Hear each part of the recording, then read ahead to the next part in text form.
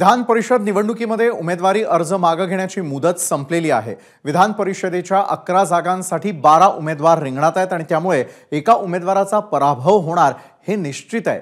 12 जुलैला विधान परिषदेसाठी विधिमंडळात मतदान पार पडणार आहे।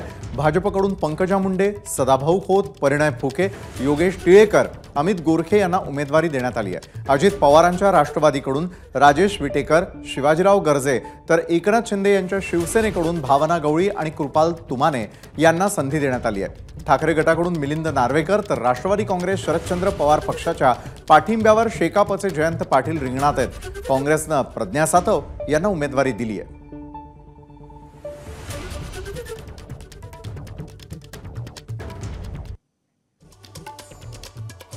तर महाविकास आघाडीची विधान परिषदेसाठीची उमेदवारी कुणाकुणाला आहे त्यावर एक नजर।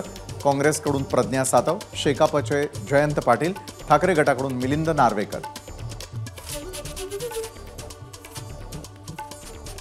तर महायुतीची विधान परिषदेसाठीची उमेदवारी आहे भाजपच्या पंकजा मुंडे, भाजपचेच योगेश टिळेकर, परिणय फुके आणि अमित गोरखे यांना। त्यानंतर रयत क्रांती मोर्चाचे सदाभाऊ खोत, शिवसेनेच्या भावना गवळी आणि शिवसेनेचे कृपाल तुमाने। त्यानंतर राष्ट्रवादीकडून राजेश विटेकर आणि राष्ट्रवादीचे शिवाजीराव गर्जे।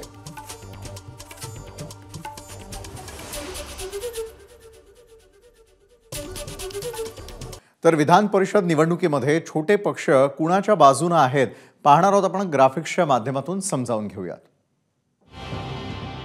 तर अपक्ष आणि छोट्या पक्षांचे आमदार कुणाचे आहेत?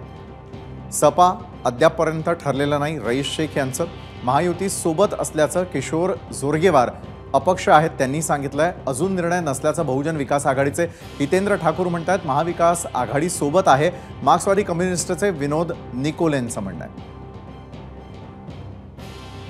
तर महायुती सोबत असल्याचं जनसुराज्याचे विनय कोरे म्हणतात। फारुख शाह एमआयएमचे अजून निर्णय नसल्याचं म्हणतात। अजून निर्णय झालेला नाहीये एमआयएमच्या मुफ्ती मोहम्मद इस्माइल यांचा देखील। एबीपी माझा, उघडा डोळे बघा नीट।